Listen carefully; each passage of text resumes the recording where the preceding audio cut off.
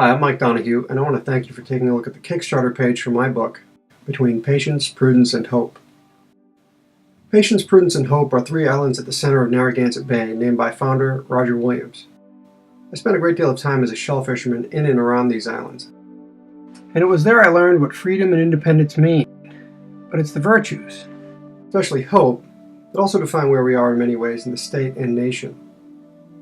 Last election, we were promised change and told to hope, only to find that it was just more of the same campaign rhetoric we get every 4 years.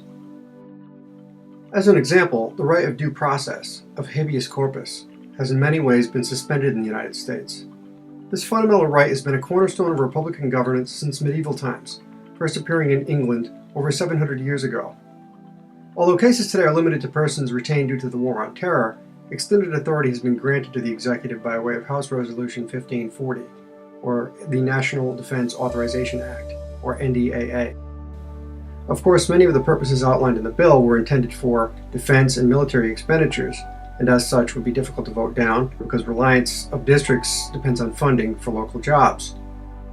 But it's the other purposes that are troublesome, and when Obama signed NDAA and made it law, he codified indefinite military detention without charge or trial for the first time in American history.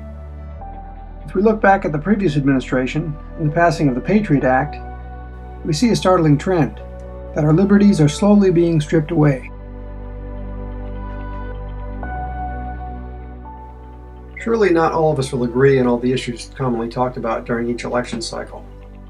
From the healthcare situation, marriage laws, abortion rights, gun rights, tax fairness, each will have persons strongly in favor or opposed to the laws as they stand. And it seems it'll always be that way for some issues. We've got to agree that there's common ground that's being ignored. And I think most of it points to one thing, and that's the value of our money. As it is now, the budget, economy, jobs, healthcare, energy all relate fundamentally to the value of money, and as such, to monetary policy.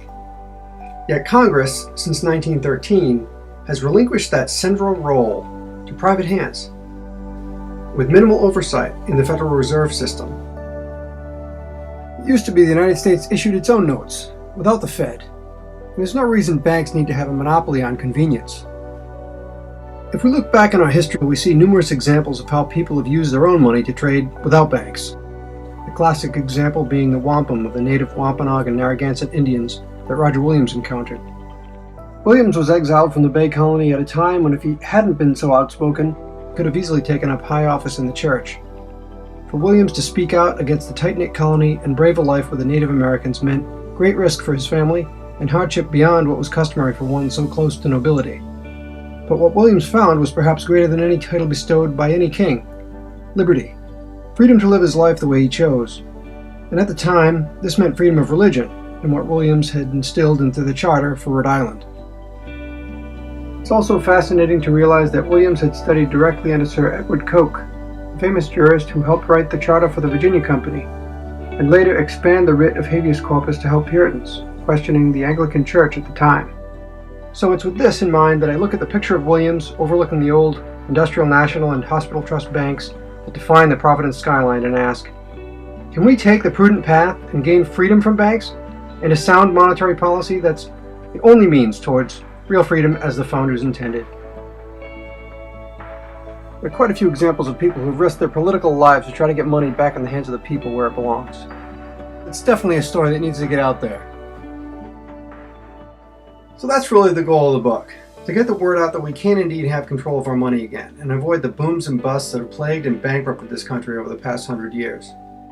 So for the Kickstarter campaign, the money will go toward the indexing and editing costs associated with the book. And since it's possible to exceed the funding goal listed, any additional money will go toward enhancements and lowering the retail cost of the book. Thanks again for your consideration, and come back to the Kickstarter website for updates.